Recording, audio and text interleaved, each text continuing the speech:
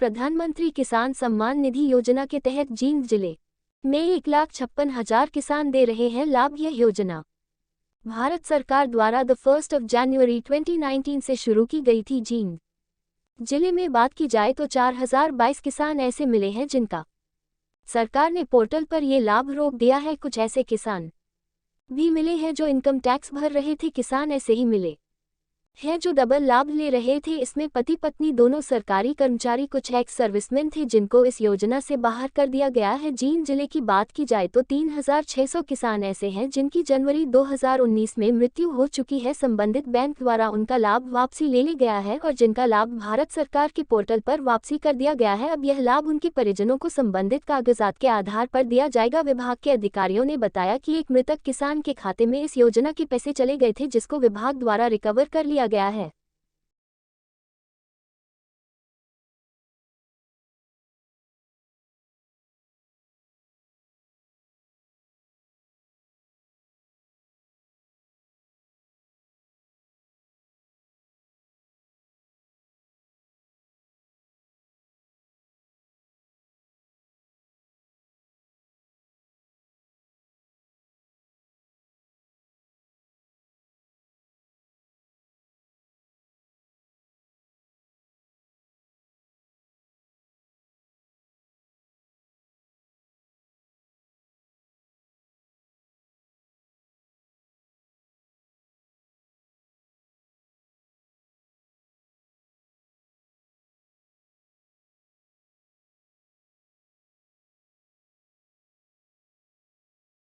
ऐसा सर 1 जनवरी 2019 को प्रधानमंत्री किसान सम्मान निधि योजना माननीय प्रधानमंत्री जी ने लागू की थी पूरे देश में।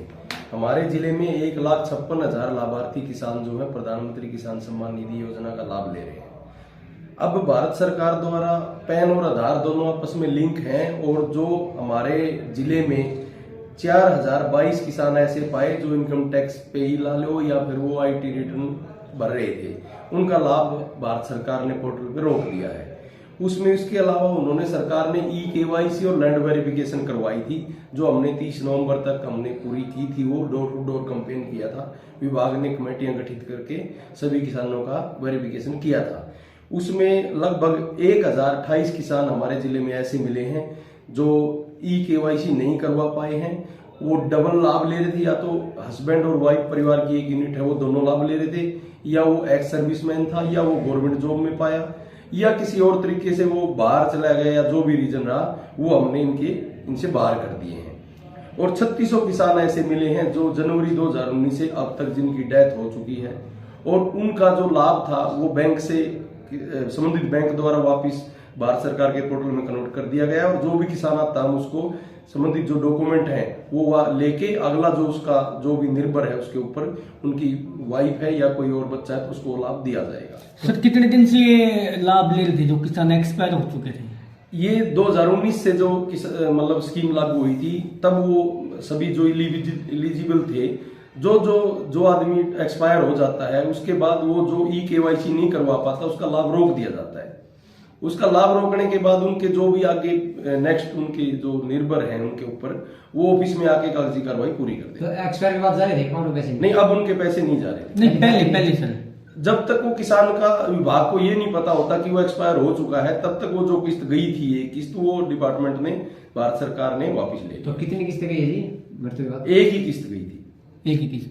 सभी की नहीं की जो डेथ सर्टिफिकेट। ऐसे कितने जिसकी मृत्यु हो चुकी थी अकाउंट में पैसे जा रहे? 36 नहीं, सभी के अकाउंट में पैसे नहीं गए। 3600 किसान हैं जिनकी अभी तक मौत हो चुकी है लेकिन पैसे सभी के खाते में नहीं गए थे। वो जो 10% किसान ऐसे थे जिनके खातों में चली गई थी लेकिन उन्होंने रिकवरी ले ली है। तो कितने ऐसे जिसके अकाउंट में गए थे पैसे सभी के अकाउंट में नहीं गए हैं। 3600 किसान टोटल अब तक एक्सपायर हमने केस नोट किए हैं। तो सर आगे किस तरह से व्यवस्था की गई है कि जो भी आगे जैसे आपने कहा कि KYC करवाने चाहिए, इसके लिए क्या डेवलपमेंट किया गया है? क्या है कि जो लाभार्थी किसान कोई भी है वो स्कीम का लाभ ले रहा है और अगर उसकी अचानक मृत्यु हो जाती है तो डिपार्टमेंट में उसके नेक्स्ट जो भी होते हैं उन्होंने डॉक्यूमेंट सबमिट करने होते हैं। डिपार्टमेंट जब भी इसका वेरिफिकेशन कराता है, KYC करवाता है या लैंड वेरिफिकेशन कराता है, हम जो वेरिफिकेशन कराते हैं उसमें जो आदमी वेरिफिकेशन नहीं दे पाता अपनी थंब इंप्रेशन से आधार लिंक जो भी है तो वो बाहर हो जाते हैं स्कीम से, उनका पोर्टल से पैसा रुक जाता है। इंस्टॉलमेंट जब भारत सरकार डालती है तो हम उसकी वेरिफिकेशन के उपरांत ही पैसा डालते हैं, वैसे पैसा सीधा नहीं जाता। नाम और डेजिग्नेशन आपका? सर महिपाल मोर, डीडी ऑफिस जींद से। Thank you sir. हर खबर का मतलब ब्रेकिंग न्यूज नहीं, हर बहस का मतलब हंगामा नहीं। हरियाणा की सारी खबरें केवल हरियाणा बुलेटिन पर। सीधी बात, नो बकवास।